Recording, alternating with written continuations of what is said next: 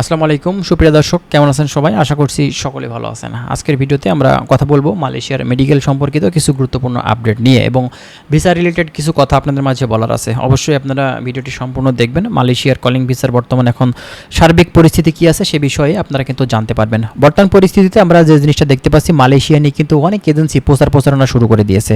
Malaysia মানে এটা একটা বড় একটা বাজার, কিন্তু এই বাজারটা ঘিরে আপনার অনেক এজেন্সি কিন্তু কাজ করে থাকে। কোনো এজেন্সি দেখা যাচ্ছে যে আপনার মাঠ পর্যায়ে কাজ করছে, তাদের কোনো লাইসেন্স কিছুই নেই, শুধুমাত্র আপনার তারা ভায়া হিসেবে কাজ করছে।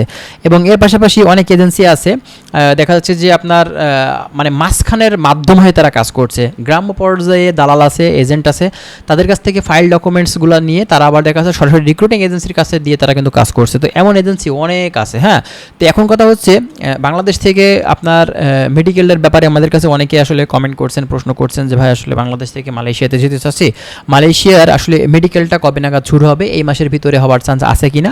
যেহেতু 21 তারিখ 22 তারিখের ভিতরে তারেক রহমান সফরে যাচ্ছে মালয়েশিয়াতে এবং সেখানে গিয়ে হয়তো বা ভিসা খোলার ব্যাপারে ফাইনাল সিদ্ধান্ত দিবে। তো এক্ষেত্রে আসলে বর্তমান সার্বিক পরিস্থিতি কী আছে এবং মেডিকেলের ব্যাপারে যদি কোনো তথ্য জানাতেন। তো আমাদের কাছে যতটুকু তথ্য আছে মালয়েশিয়ার মেডিকেল সম্পর্কে এখন পর্যন্ত অফিসিয়ালভাবে কোনো আপডেট দেয়নি, যতক্ষণ না পর্যন্ত তারেক রহমান সেখানে যাচ্ছে এবং সেখানে যাওয়ার পরে ফাইনাল কোনো সিদ্ধান্ত নিচ্ছে আপনার বৈঠক করে আপনার আনোয়ার ইব্রাহিমের সাথে কথা বলে। ঠিক আছে, আপনারা জানেন আনোয়ার ইব্রাহিম হচ্ছে মালয়েশিয়ার গভর্নমেন্ট এবং তিনি কিন্তু তারেক রহমানকে আসলে ইনভাইট করেছেন এবং তারেক রহমানও কিন্তু আসলে সেখানে যাওয়ার জন্য আসলে প্রস্তুত এবং খুব শীঘ্রই বাংলাদেশ থেকে এই প্রথম সফর আসলে বাংলাদেশ সরকারের মালয়েশিয়া দিয়ে কিন্তু শুরু হচ্ছে এবং পরবর্তীতে আমরা আশাবাদী মিডল ইস্টের যে দেশগুলো বন্ধ হয়ে আছে সেই দেশগুলোও কিন্তু তারা ওপেন করবে। তো যাই হোক, এখন কথা হচ্ছে মেডিকেল সম্পর্কিত যে ব্যাপারগুলো আমাদের কাছে বিভিন্ন ভাইরা আসলে জিজ্ঞাসা করেছিলেন। দেখেন এখন পর্যন্ত কোনো অফিসিয়াল আপডেট নেই মালয়েশিয়ার কলিং ভিসার ব্যাপারে, মেডিকেল সংক্রান্ত ব্যাপারগুলো নিয়ে। কোনো এজেন্সি আপনাদের কাছে যদি মেডিকেলের ডেট দেয় বা মেডিকেল করিয়ে থাকে, এগুলো দিয়ে কিন্তু কোনো কাজ হবে না, কারণ এখন পর্যন্ত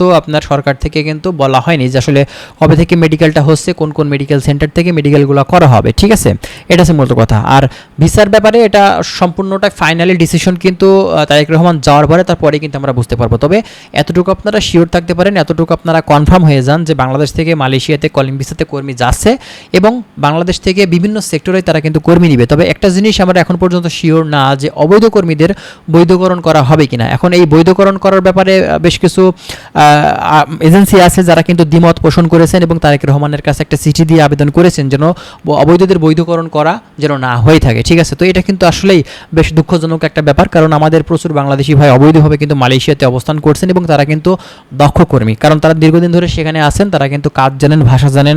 তাদের যদি বৈধকরণ করা হয় এক্ষেত্রে কিন্তু সবথেকে ভালো একটা কাজ হবে এবং বাংলাদেশ থেকে তাদের ফ্যামিলিগুলো বেঁচে যাবে, তারাও কিন্তু একটা কর্মসংস্থানের জায়গা পাবে।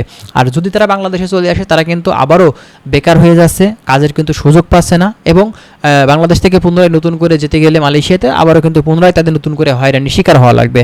তো আমরা আশাবাদী বাংলাদেশ সরকার সেখানে গিয়ে আপনার মালয়েশিয়ার কলিং ভিসা ওপেন করার পাশাপাশি অবৈধদের বৈধকরণ করার ব্যাপারেও কিন্তু অবশ্যই একটা ভালো সিদ্ধান্ত তারা হয়তোবা তাদের সাথে আলোচনা করার মাধ্যম দিয়েই কিন্তু নেবে। ঠিক আছে, তো যাই হোক সেটা আমরা অবশ্যই আপনাদেরকে জানিয়ে দেবো। তার জন্য আপনারা অবশ্যই আমাদের চ্যানেলের সঙ্গে থাকবেন। আমরা প্রতিনিয়ত চেষ্টা করছি বিভিন্ন ধরনের গুরুত্বপূর্ণ আপডেট ইনফরমেশনগুলো আপনাদেরকে দেওয়ার। ভালো থাকবেন, আল্লাহ হাফেজ।